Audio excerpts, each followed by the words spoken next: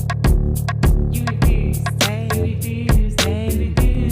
lose me. You refuse to lose me. Yeah. Hello everybody, welcome back, welcome back. We are back with another video. Good evening or good morning or good afternoon, whatever this video finds you guys at. I hope all is well. We are going to do an gravy and T-bone steak in the oven. Now I received the email and the young lady wanted to know how do you make gravy in the oven. Now for the most part, you guys already know we're going to cut up our onions and peppers and those kind of things. And so I love red onions for a lot of dishes. I like red onions better than regular onions. They just give it a better taste. And I'm using also fresh garlic as well. Now, these particular steaks, guys, believe it or not, I paid $5 and some cents each. So you know I got a few, some for now and some for later. So we're going to move forward with my special seasoning that I put together. And I'm going to put in the description box the name of the different seasonings that I am using. And I'm going to season this T-bone steak on each side. I'm going to season it, rub it nicely.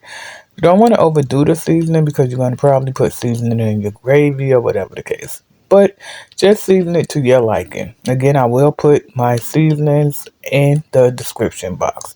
Now, when using this seasoning, I pretty much use it on everything. That's why I was able to put it in one jar instead of going bottle for bottle. And then, if I'm making like a chili per se, I'm going to use this seasoning and chili powder. If I'm doing curry chicken, I'm going to use this and curry powder. You know, you get it. And so I'm going to rub it really, really nicely.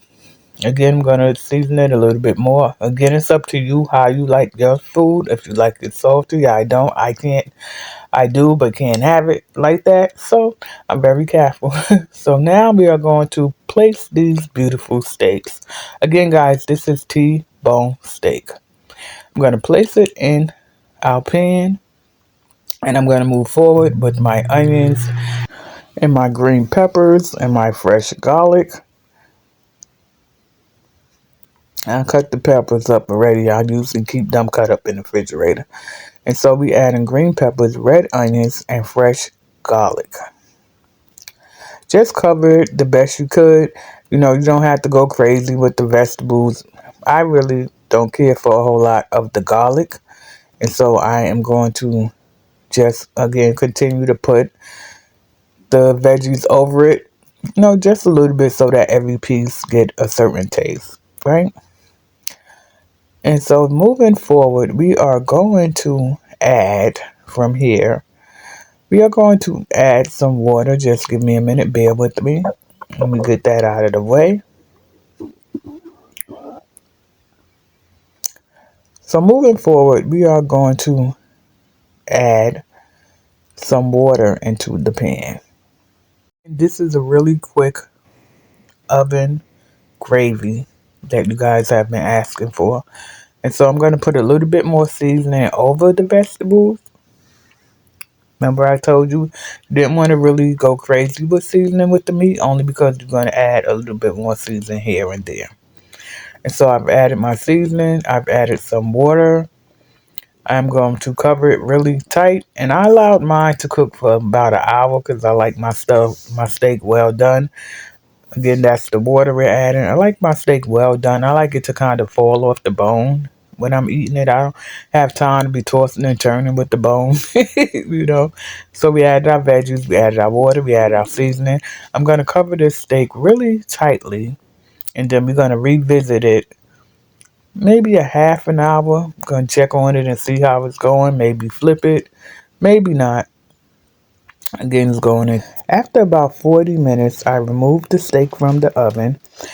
I have here an 8-ounce glass, but I'm going to use about 4.5 ounces of water in this glass. I'm going to add 2 forks of powder, self-rising to be preferred. However, where I am, seems like that's the first thing that flies off the shelf.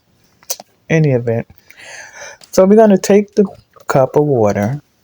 I'll be back. I'll have to run and get the flour. Bear with me, guys. You know me, I gotta listen, gotta head over to the fridge and get the flour. So what we are going to do, it's a new bag, so I'm working with it. So what we're going to do with the flour is, again, we're going to take 2 forks of flour. And why do they make flour bags so difficult to get into? Anyway, so we're going to use 2 forks of flour. And we're going to stir it really nice. I like to try to get the lumps out of it best I could because I just feel like, I don't want any flour lumps in my gravy. So you're going to take the cup and you're going to beat the flour with a fork into the glass and make sure you get as much kinks out of it, meaning lumps of flour out as possible. So we have it. And from there, what we are going to do is really, really simple.